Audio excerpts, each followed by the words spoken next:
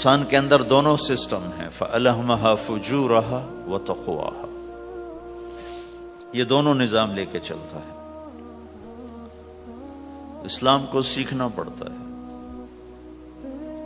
اور اسلام کے لیے جو سب سے بڑا سرمایہ ہے، جیسے آپ بازار میں جاتے ہو، دکان کھولتے ہو، پھیری لگاتے ہو، تو اس کے لیے پیسہ چاہیے، ڈالر چاہیے۔ ڈالر کے بغیر آپ کاروبار نہیں کر سکتے۔ اسلام کے لیے ایمان چاہیے، ایمان کے بغیر اسلام پہ چلا نہیں جاتا، جانتا ہوگا چل نہیں سکے گا۔ ایمان وہ طاقت ہے، وہ سرمایہ ہے، وہ کیپٹل ہے جس سے کوئی مرد عورت وہ دین پہ چل سکتا ہے۔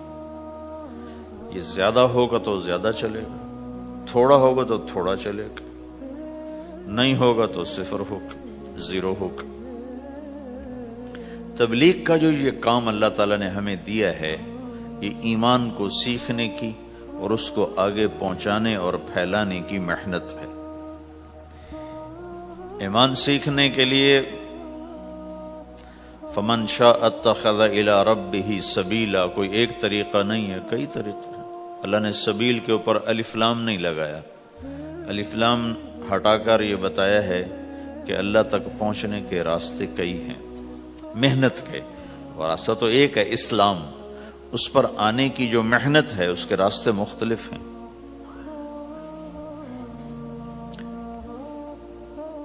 ہاں، آگے پہنچانے کے لیے تبلیغ کے سوا اور کوئی راستہ کوئی نہیں۔ یہاں آ کر تبلیغ منفرد کا کام منفرد ہو جاتا ہے کہ کسی محنت میں گشت کوئی نہیں سوائے تبلیغ، صرف تبلیغ ہے جس میں گشت ہے کہ خود چل کے جاؤ۔ اگر میرے پاس وہ میرے کالج کا لڑکا نہ آتا تو مجھے تو نہیں پتا تھا تبلیغ کیا چیز، نہ دین کا پتا تھا نہ دنیا کا پتا تھا۔ تو کوئی چل کے آیا اور اس نے ہاتھ پکڑا، اور دعوت ہے ہی بے طلبوں کے لیے، مدرسہ تو طلب والوں کے لیے، وہاں تو تعلیم ہوتی، تبلیغ نہیں ہوتی۔ خانقاہ تو طلب والوں کے لیے ہے، اور دعوت بے طلب لوگوں کے لیے، جو سننا نہیں چاہتے، جو قریب نہیں آنا چاہتے۔ اور ایسا طبقہ کروڑوں اربوں کی تعداد میں موجود، انہیں دین پر لانے کے لیے یا دین کی بات ان کے کان میں ڈالنے کے لیے سوائے گشت کے اور کوئی عمل کوئی نہیں۔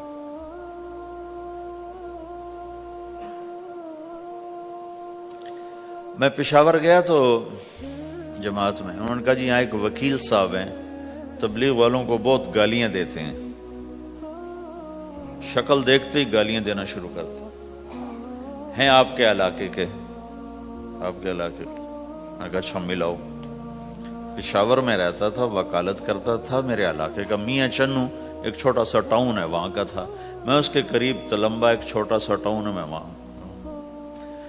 تو جب ہم ان کے دروازے پر گئے اور نوک کیا تو دروازہ کھلتے ہی انہوں نے وہی کام شروع کر دیا، دیکھتے ہی۔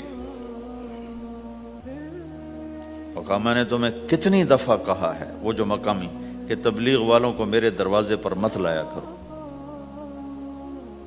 تو اب بتاؤ، میں اگر یہ تبلیغ کے رگڑے نہ لگے ہوتے تو میں تو 2 تھپڑ اس کے منہ پہ مارتا، یا مفتی صاحب کی طرف فتویٰ سناتا، تو اسلام سے خارج ہو گیا ہے، توبہ کر۔ میں نے اس سے کہا بھائی میں تو تبلیغی بن کے آپ کے پاس نہیں آیا، میں تو اس لیے آیا ہوں کہ مجھے پتہ چلا کہ آپ میاں چنو کے ہیں اور میں تو لمبے کا ہوں، تو میں تو اس لیے آپ کو ملنے آیا ہوں۔ تو ایسے ہوا، اچھا آپ تو لمبے کے ہو؟ میں نے کہا تو لمبے کا ہوں۔ کہو اچھا اچھا اچھا، بڑی مہربانی، فرمائیے۔ میں نے کہا فرمائیے ایسے تو نہیں ہوگا، گھر بٹھاؤ پھر فرمائیے ہوگا۔ تو اس نے دروازہ کھولا، ہمیں بٹھایا، میں نے کوئی تبلیغ کی بات نہیں کی، چائے وائے پلائی۔ تو میرے والد صاحب اپنے علاقے کے مشہور آدمی تھے، تو جب میں نے اپنا تعارف کرایا تو وہ اور خوش ہو گیا، کہا تو آپ کے باپ کا الیکشن تو میں نے لڑا ہے، ان کے لیے ووٹ مانگنا۔ تو ایسا خوش ہو گیا اور کھل گیا اور چائے پلائی، بات چیت ہوتی رہی۔ تو اٹھتے ہوئے میں نے کہا فلاں مسجد میں ہماری جماعت آئی ہوئی ہے۔ میں نے کہا چلو آپ کو بتا دوں، مغرب کے بیان میں وہ آیا ہوا تھا۔ پھر جتنے دن میں وہاں رہا وہ آتا رہا، میں واپس چلا گیا۔ اس میں کئی سال گزر گئے۔ لاہور کیولری گراؤنڈ ایک مشہور جگہ، وہاں میرا بیان تھا۔ جو کرکٹر آئے ہوئے تھے، ان کو ہم نیا سعید انور، انضمام، مشتاق، ان کو ہم قریب کر رہے تھے، اس وقت نئے ان کو قریب کر رہے تھے۔ تو یہ لوگ آئے ہوئے تھے۔ تو بیان کے بعد ان کو لے کر ہم ایک کمرے میں بیٹھے۔ اس کمرے کی دیوار شیشے کی تھی، تو لوگ اندر آنے کی کوشش کر رہے تھے، تو ان پہرے والے ان کو روک رہے تھے۔ تو اس میں سے ایک آدمی منہ اوپر کر کے میری طرف سے اشارہ کرے، تو میں نے دیکھا تو ایک آدمی کی بڑی داڑھی، اور وہ مجھے ایسے اشارہ کر رہا ہے۔ میں نے نہیں پہچانا۔ تھوڑی دیر کے بعد میں نے غور سے دیکھا تو وہ وہی وکیل صاحب پشاور والے۔ تو میں نے کہا بھائی ان کو اندر بلاؤ۔ وہ اندر آئے تو میں اٹھ کے ملا، کہنے لگے یہ دیکھو، یہ تمہارا ایک گشت، میرا وقت بھی لگ چکا ہے، بدنوں کا چلہ لگا ہے یا 3 چلے لگے ہیں۔ تو جو دیکھو نا، آپ میں سے کئی لوگ پھیری لگاتے ہیں، جس کو گجرا پھیری لگاتا ہوں، پھیری۔ میں پہلے سمجھا ہی نہیں، پھیری تو کہتے ہیں چھوٹے جہاز کو جو سمندر میں چلتا ہے۔ میں سمجھا یہ پھیری لگاتے ہیں، پھیری، اور وہ تو گجراتی میں پھیری کہتے ہیں پھیری کو۔ تو پہلے تو میں چکر کھاتا رہا کہ یہ کیا ہے پھیری، پھیری تو چھوٹے جہاز کو کہتے ہیں، چھوٹا بحری جہاز۔ تو پھر بعد میں کسی نے کہا کہ یہ چل پھر کے سودا بھیجا۔ اچھا، پھیری کو پھیری کہہ رہے ہیں، تم خدا کو خدا کر دیتے ہو، خدا کا شکر ہے۔ ایک تو خدا لفظ ہی میں نے پہلے کہا تھا، بولنے کا نہیں ہے، ایک اس کو خدا کو خدا کر دیتے ہو، خدا کی قسم۔ تو تم پھیری لگاتے لگاتے گاہک بنا لیتے ہو، نہیں بناتے ہو؟ پھیری لگاتے لگاتے تم اپنے گاہک بنا لیتے ہو۔ یہی تبلیغ کا کام ہے کہ پھیری لگاؤ، لوگوں کے در کھٹکھٹاؤ، کوئی لے گا کوئی نہیں لے گا۔ جو آپ لوگ پھیری لگاتے ہو تو سارے آپ سے سودا لیتے ہیں؟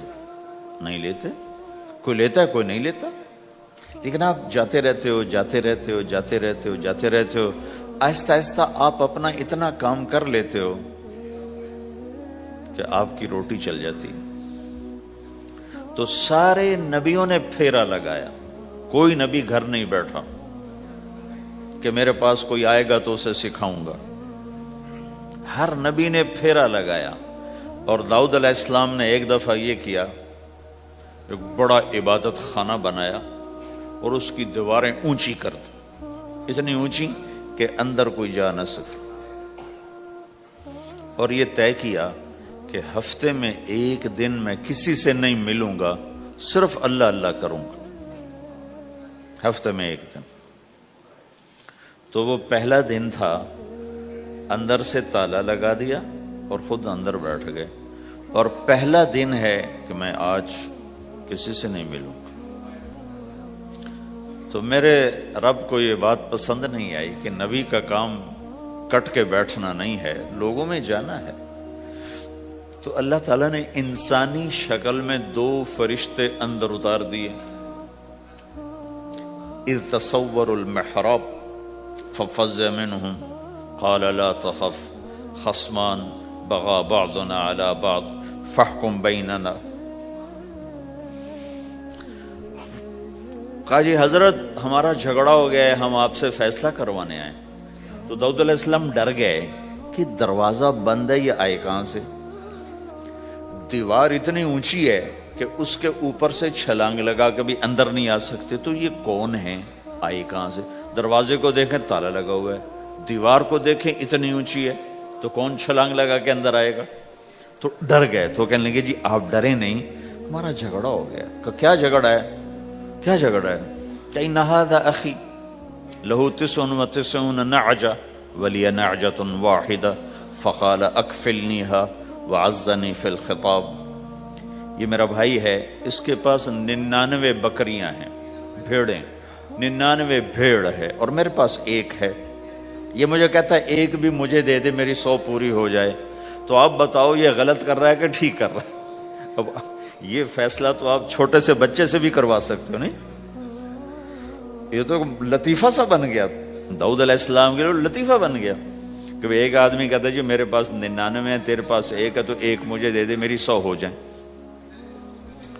تو داؤد علیہ السلام سوچ میں پڑ گئے یہ چکر کیا ہے. تو ایک دم ان کو خیال آیا کہ اوہ، تو میرے رب نے مجھے پیغام بھیجا ہے کہ داؤد تجھے بندوں کو دعوت دینے کے لیے بھیجا ہے، مصلی پر بیٹھنے کے لیے نہیں بھیجا. ہاں مصلی پر بیٹھنا ہے، اس کے لیے رات ہے. قم اللیل الا قلیلا نصفہ او انقص منہ قلیلا او زد علیہ ورتل القرآن ترتیلا. چل ومن اللیل فتہجد بہ نافلۃ لک عسى ان یبعثک ربک مقاما محمودا. رات ہے، آ جاؤ. ان ناشئۃ اللیل ہی اشد وطئا واقوم قیلا. آجا آجا، رات بڑی مزے کی چیز ہے، تو اور میں تنہا. فَإِذَا فَرَغْتَ فَانْصَبْ وَإِلَىٰ رَبِّكَ فَارْغَب. آ جاؤ. تَتَجَافَىٰ جُنُوبُهُمْ عَنِ الْمَضَاجِعِ يَدْعُونَ رَبَّهُمْ خَوْفًا وَطَمْعًا وَمِمَّا رَزَقْنَاهُمْ يُنْفِقُونَ. رات تیری میری، دن میرے بندوں کے لیے. نہیں بیٹھ سکتا، تسبیح پکڑ کے نہیں بیٹھ سکتے ہو. تو اس پر داؤد علیہ السلام سجدے میں گرے. آیت سجدہ ہے اس لیے میں نہیں پڑھتا ہوں.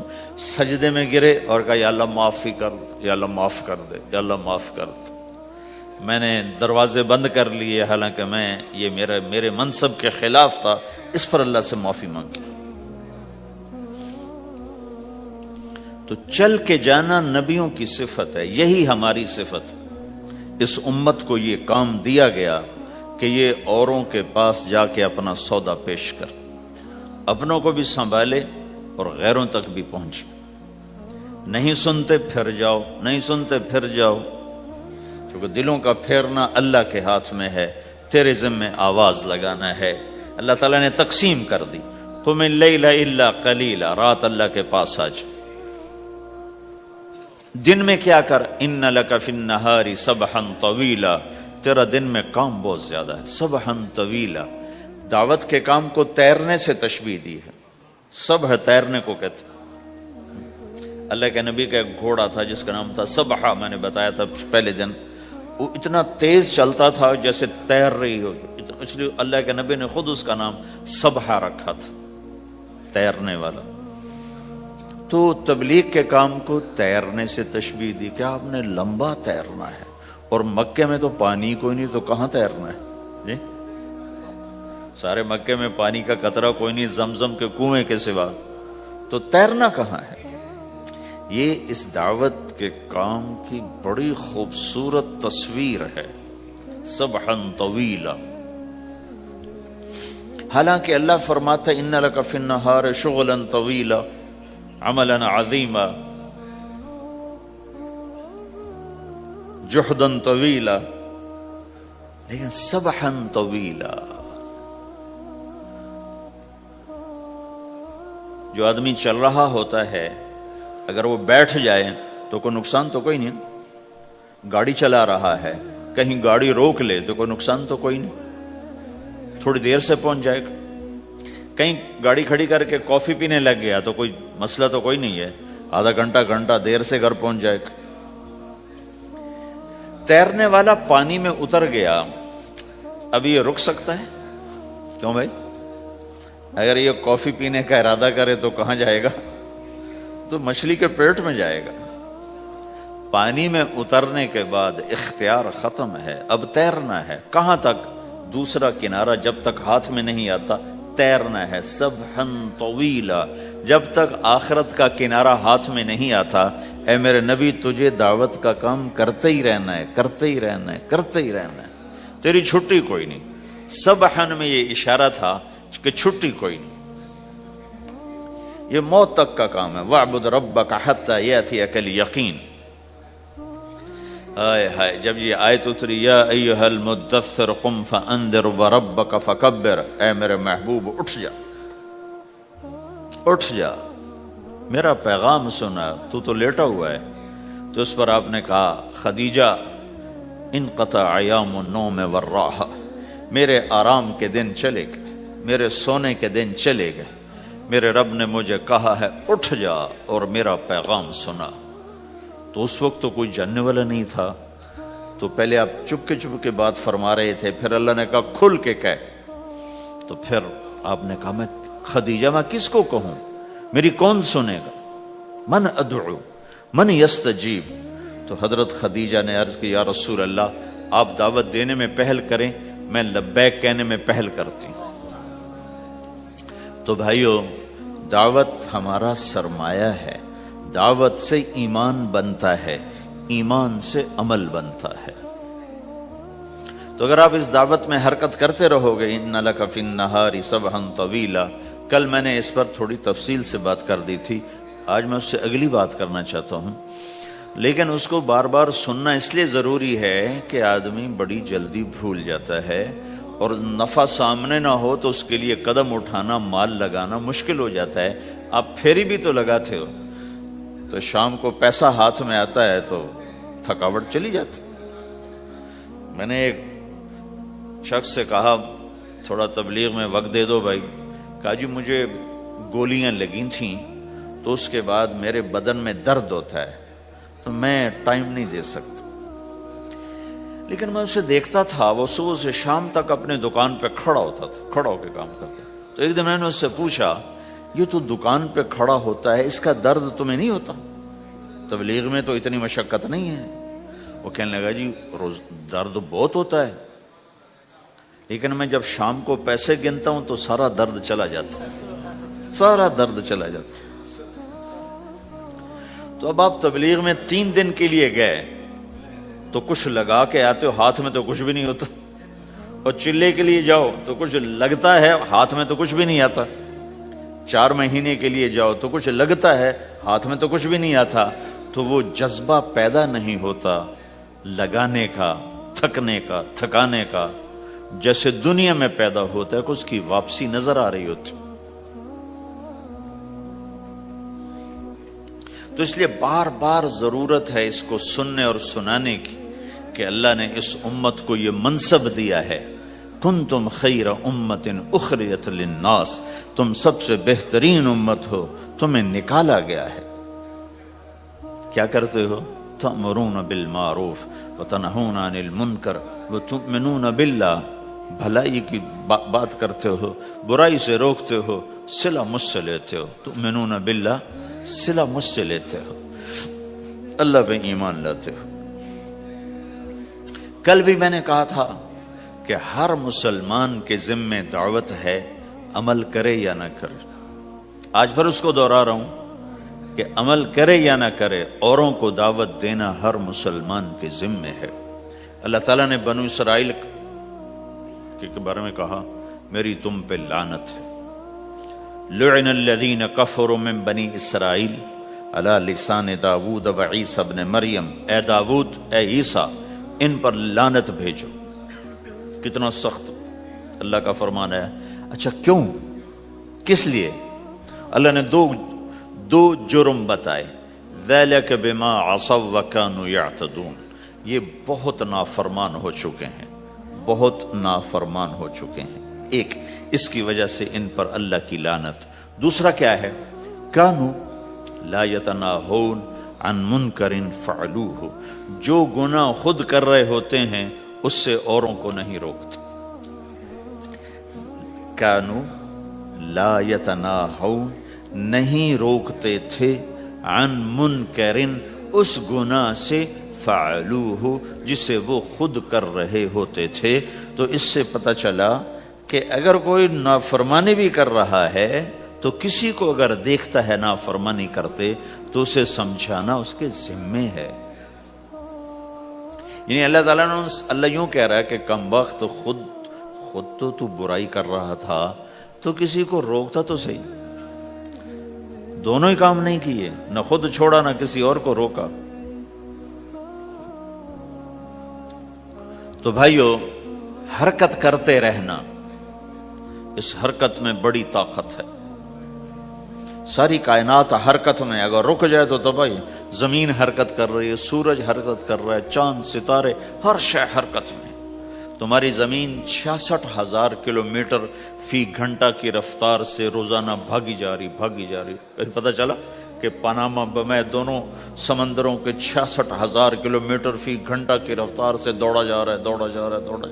تمہارا سورج 6 لاکھ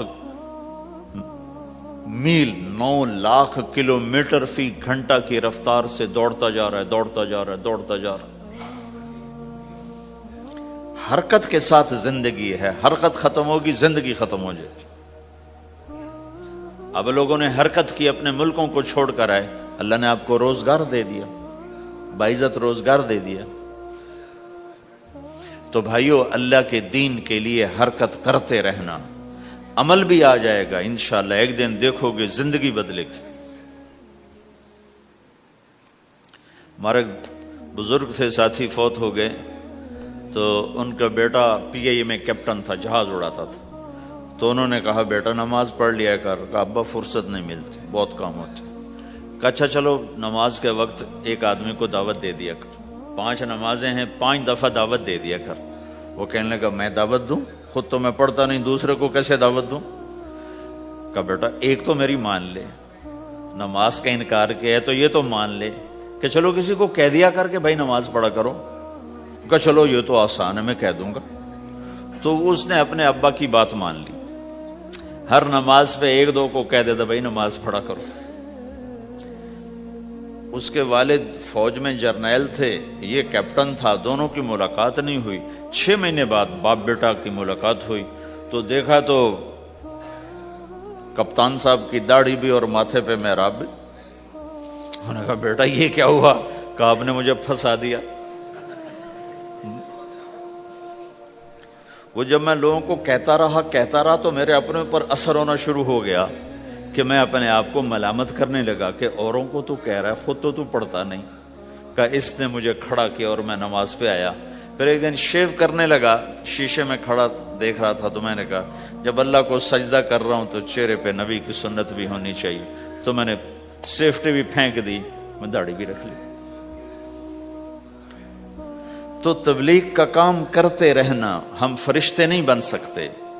ایک دفعہ ایک آدمی نے میرے پر بڑی چڑھائی کی، تم تبلیغ والے منافق ہو، کہتے کچھ ہو کرتے کچھ ہو، تمہارے قول اور فعل میں بہت فرق ہے، بہت. جب ان کا غصہ اتر گیا تو میں نے ان سے کہا بھائی 100 نمبر تو اللہ نے بھی نہیں مانگے، آپ کیوں مانگتے ہو؟ اللہ نے کہا ہے فمن ثقلت موازینہ، جس کی نیکیاں بڑھ جائیں گی گناہ تھوڑے ہوں گے تو پاس کر دوں گی. تو 100 نمبر تو اللہ نے بھی نہیں کہا کہ ایک گناہ تیرے کھاتے میں نہیں ہونا چاہیے. 100/100 نمبر لے گا تو جنت دوں گا، نہیں تو ریپٹ مار کے جہنم میں ڈالوں گا. تو 100 نمبر تو اللہ بھی نہیں مانگتا، اسے پتا ہے میرا بندہ کمزور ہے، کبھی گناہ کرے گا کبھی نیکی کرے گا. تو وہ کہتا ہے جس کے پاس 51 نیکیاں ہوئیں اور 50 گناہ ہوئے تولوں گا تو 51 جھک جائیں گے نا، 50 معاف. مثال دے رہا ہوں میں. ہمارے علاقے میں ایک زمیندار تھے، وہ ذکر بھی بہت کرتے تھے، گالیاں بھی بہت دیتے. ادھر سبحان اللہ تیرے فلانے، الحمدللہ کے ساتھ ایک پھکڑ تولتے تھے. ساری زندگی وہ ایسا ہی کرتے رہے. جب وہ فوت ہو گئے تو کسی نے ان کو دیکھا تو انہوں نے پوچھا کہ میاں صاحب آپ کے ساتھ کیا ہوا؟ آپ تو گالیاں بہت دیتے تھے. خود انہوں نے پوچھ رہے آپ تو گالیاں بہت دیتے تھے، تو آپ کے ساتھ کیا ہوا؟ کہ اللہ تعالیٰ نے میرے ذکر اور میری گالیوں کو تولا تو میرا ذکر بڑھ گیا تو میری بخشش ہو گئی.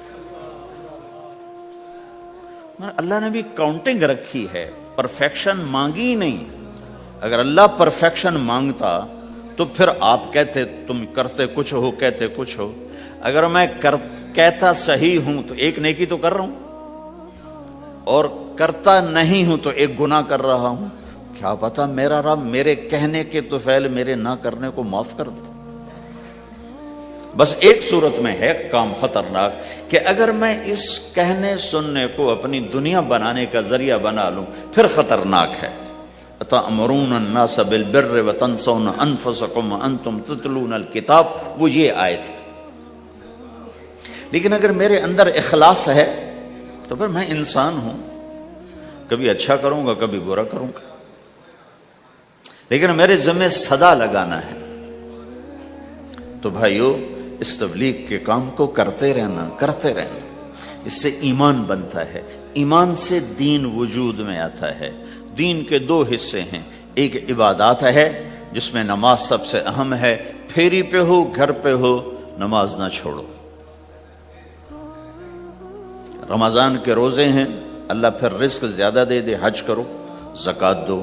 لیکن عبادات بڑی محدود ہیں اور اس میں کثرت اللہ نے مطالبہ بھی نہیں کیا، بلکہ اللہ تعالیٰ نے اس میں اعتدال ہی کو پسند فرمایا ہے. اللہ تعالیٰ نے ہمارے نبی لمبی لمبی نمازیں پڑھتے تھے تو اللہ تعالیٰ نے روک دیا کہ ما انزلنا علیک القرآن لتشقی، میرے نبی میں نے تمہیں قرآن اس لیے نہیں دیا کہ تو لمبی لمبی نمازیں پڑھ کے تھکتا رہے، درمیان نہ چل. اللہ کے نبی نے تبلیغ میں زیادہ زور دکھایا تو اللہ نے اس پر بھی کہا فلا تذهب نفسك عليهم حسرات، اتنا غم نہ کیا کر کے تو خود ہی ہلاک ہو جائے، مات نہیں، ایسا نہ کر. تو عبادات محدود ہیں اور اس میں اعتدال مطلوب ہے. سارا دن مصلی پہ بیٹھنا یہ اللہ نہیں دیکھنا چاہتا. اللہ یہ دیکھنا چاہتا ہے کہ تو باہر جاتا کہ میں دیکھوں کہ اب تو کیا کرتا ہے.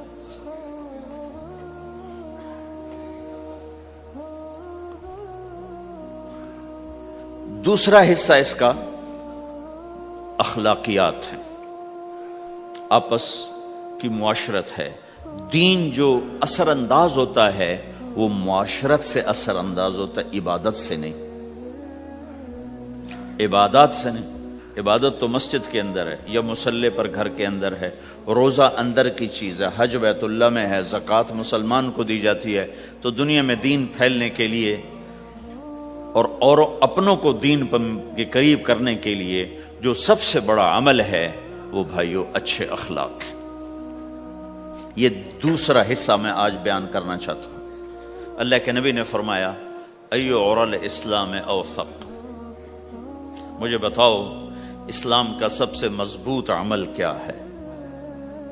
تو صحابہ نے کہا الجہاد. یا رسول اللہ جہاد. اسلام کا سب سے مضبوط عمل کیا ہے؟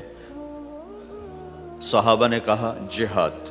تو آپ نے کہا وحسن وما هو به، ہاں جہاد بہت اچھا عمل ہے لیکن سب سے بڑا عمل نہیں ہے، سب سے مضبوط عمل نہیں ہے. انہوں نے کہا جی الصلاۃ، نماز. تو آپ نے کہا ہاں وحسنۃ وما هي بها، نماز بھی بہت اچھی چیز ہے لیکن وہ نہیں جو میں پوچھ رہا ہوں، سب سے اعلیٰ، سب سے اوپر، سب سے مضبوط نہیں. پھر انہوں نے کہا جی الحج، حج.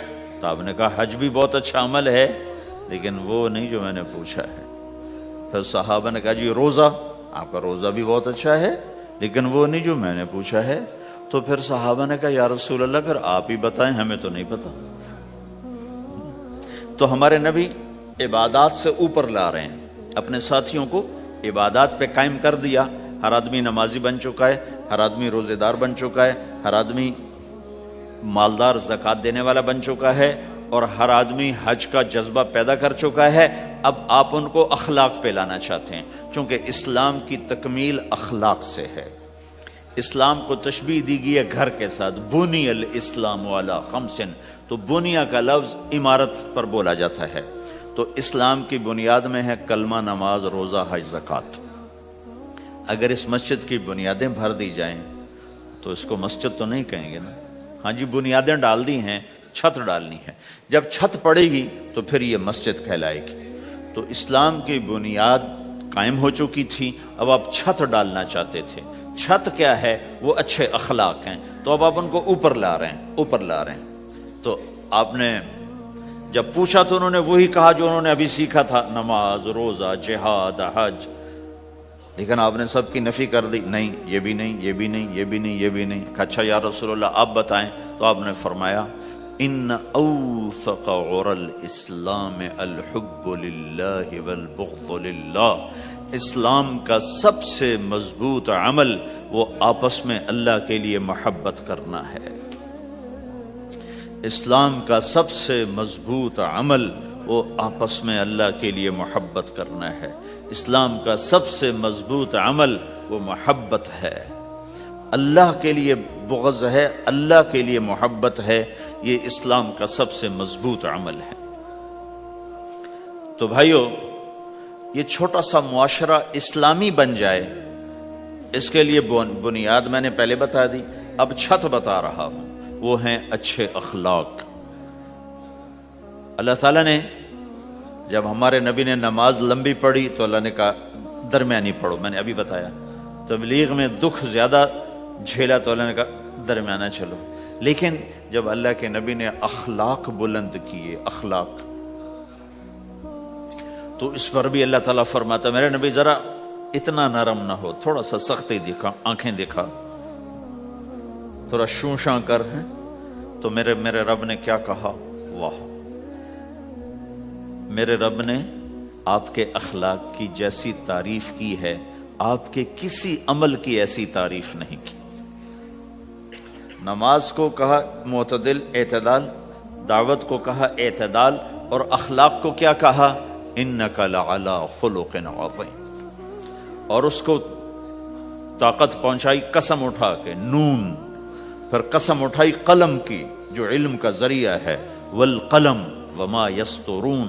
مجھے قسم ہے قلم اور اس کی تحریر کی.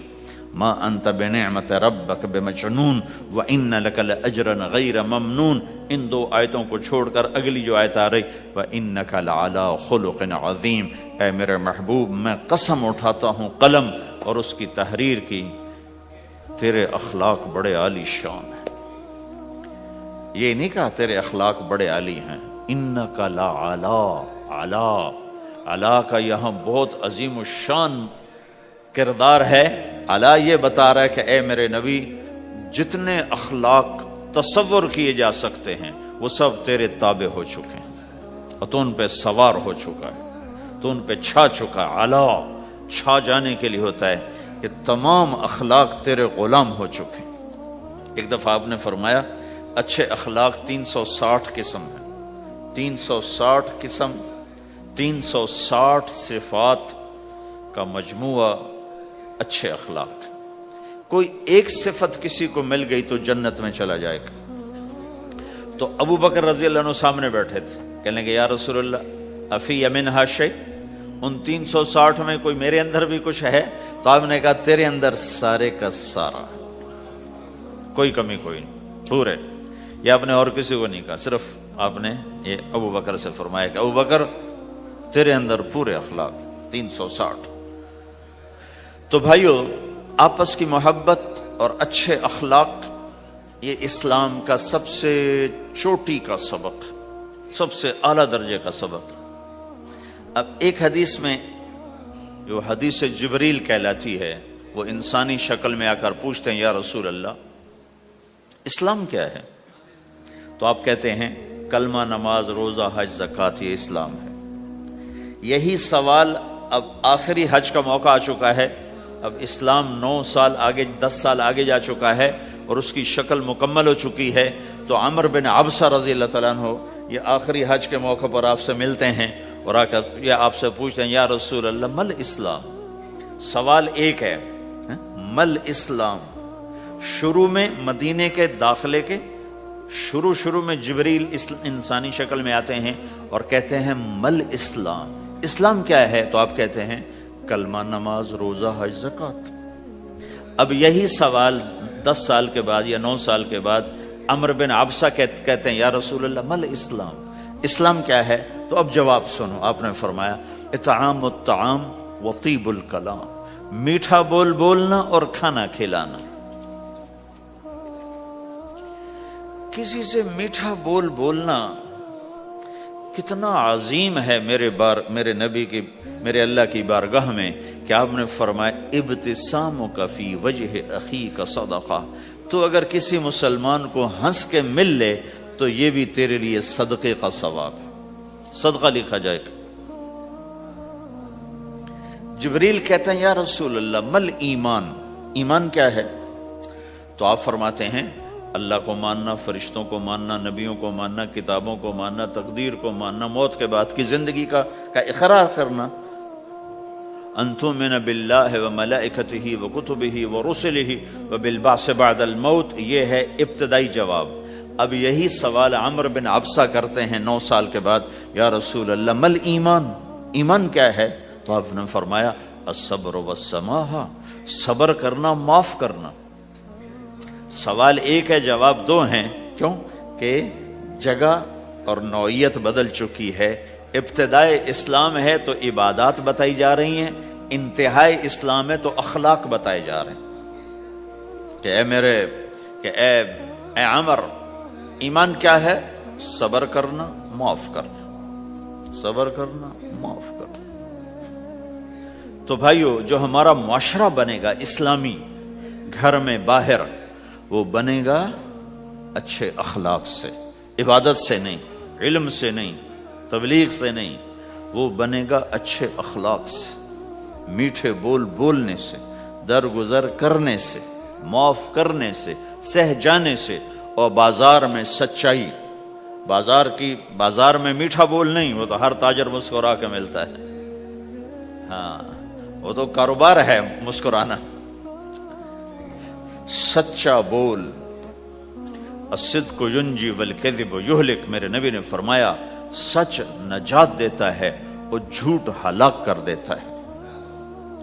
تو بازار کے اخلاق ہیں صحیح بولنا، صحیح تولنا، دھوکہ نہ دینا۔ میرے نبی سے پوچھا گیا یا رسول اللہ مسلمان بزدل ہو سکتا ہے، ڈرپوک؟ آپ نے کہا ہو سکتا ہے۔ کہ یا رسول اللہ مسلمان بخیل ہو سکتا ہے، بخیل کنجوس؟ آپ نے کہا ہو سکتا ہے۔ کہ یا رسول اللہ مسلمان جھوٹ بول سکتا ہے؟ آپ نے کہا جھوٹ نہیں بول سکتا۔ آپ نے فرمایا میں اپنے امت میں ہر عیب کی توقع رکھتا ہوں کہ میرا امتی ہر گناہ کر سکتا ہے لیکن 2 کام نہیں کر سکے گا اگر وہ میرا امتی ہے، ایک جھوٹ کبھی نہیں بولے گا، ایک دھوکہ کبھی نہیں دے گا۔ اور یہ دونوں کام ہمارے پورے عروج پر ہیں۔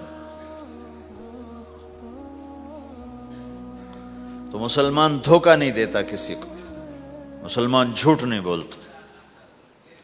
تو اللہ کے نبی نے یہ نہیں فرمایا جو نماز نہیں پڑھتا وہ وہ مجھ سے نہیں ہے، میری امت میں سے نہیں، جو روزہ نہیں رکھتا میری امت میں سے نہیں ہے، زکوٰۃ نہیں دیتا میری امت میں سے، یہ نہیں کہا۔ آپ نے کہا من غش فلیس منا، جس نے کسی کو دھوکہ دیا وہ میری امت میں سے نہیں، میری امت سے خارج۔ تو آپ کی تجارت پاناما میں ایسی تجارت ہو کہ وہ اسلام کا بولتا ثبوت بن جائے۔ آپ کی جاب ہے تو ایسی ہو کہ اسلام کی پورا انڈونیشیا جو مسلمان ہوا ہے، مسلمان تاجروں کی تجارت سے مسلمان ہو۔ ملائیشیا، انڈونیشیا، فلپائن، ان علاقوں میں جتنا اسلام پھیلا ہے یہ تاجروں کی محنت سے پھیلا ہے۔ کہاں کے تاجر؟ یمن کے عرب تاجر،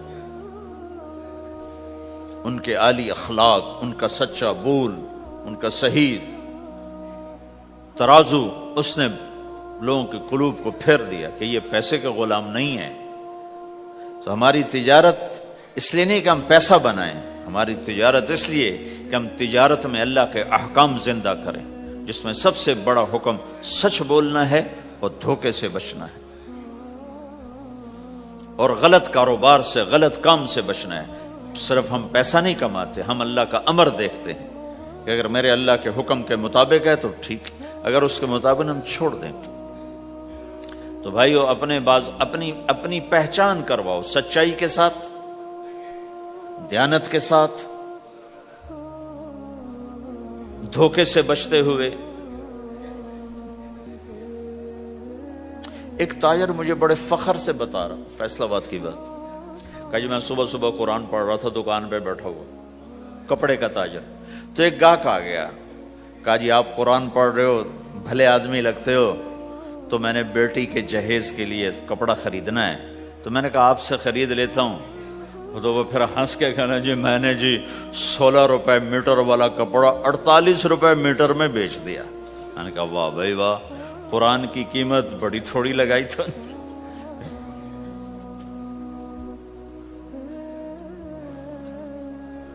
ہائے ہائے ہائے ہائے، اس کو شرم بھی نہیں آ رہی اس بات پر، احساس ہی کوئی نہیں کہ اس نے قرآن پڑھتے دیکھ کر اعتماد کیا، اور اس نے قرآن سے ہی اس کو دھوکہ دیا کہ پورے بازار میں 16 روپے گز ہے وہ کپڑا، وہ 48 روپے اس کو بیچ رہا ہے۔ اگر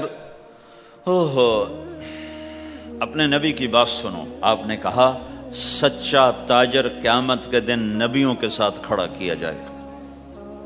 کیوں؟ کہ ہر موقع پہ جھوٹ بولا جا سکتا ہے، پروفٹ کمایا جا سکتا ہے، دھوکہ دیا جا سکتا ہے، فراڈ کیا جا سکتا ہے، اور اس سے بچتا ہے بچتا ہے بچتا ہے بچتا ہے، نہ اپنوں کو دھوکہ دیتا ہے نہ غیروں کو دھوکہ دیتا ہے۔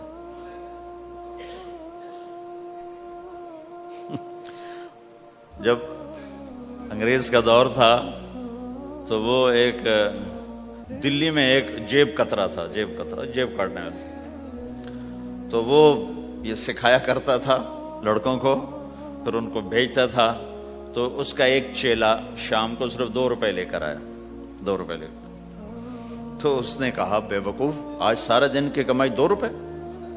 کہا استاد آج بہت بڑا مال مارا تھا، لیکن میں نے دیکھا تو وہ ایک گورا تھا، انگریز تھا، تو مجھے خیال آیا اگر قیامت کا دن عیسیٰ علیہ السلام نے میرے نبی کو گلہ دے دیا کہ تیرے امتی نے میرے امتی کی جیب کاٹی تھی، تو میں اپنے نبی کو کیا جواب دوں گا؟ تو میں نے جا کر اس کو واپس کر دیا، ابھی اپنے کے کھسکا کے لایا ہوں 2 روپے۔ تو پچھلے زمانے کے تو چور بھی ایسے خوددار ہوتے تھے، اب تو نمازی ایسے غیرت کہاں پھینک کے آ گئے ہیں، ماتھے پہ محراب ہوتا ہے اور دھوکے میں سب سے اول ہوتا ہے۔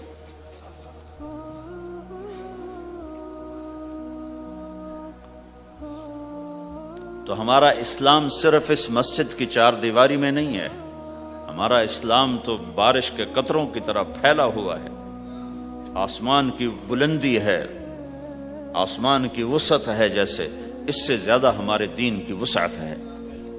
تو آپ کسی دفتر میں ہو یا اپنے کاروبار میں ہو، تو اس میں بھی اللہ کے نبی نے آپ کو طریقہ بتایا ہے۔ تو بازار کے اخلاق ہیں مسکرانا نہیں، بازار کے اخلاق ہیں سچ بولنا، صحیح دینا، صحیح تولنا، صحیح سودے کا عیب بتانا۔ عبد الرحمن بن عوف رضی اللہ تعالیٰ عنہ کے بارے میں، وہ پہلے 10 صحابہ میں آتے ہیں، پہلے 10 صحابہ۔ آپ نے کہا ابو بکر جنتی، عمر جنتی، عثمان جنتی،